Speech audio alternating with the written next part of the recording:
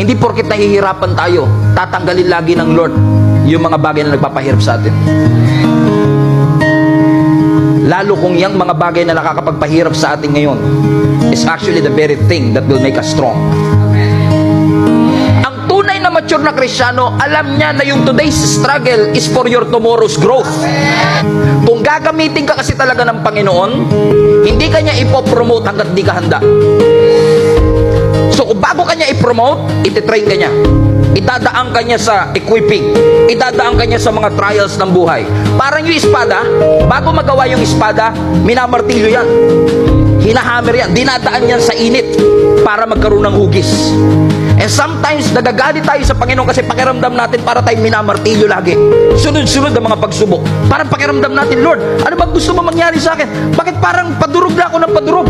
Pero kung ikaw ay minamartilyo ng mga pagsubok sa iyong buhay, hindi ka winawasak ng Diyos.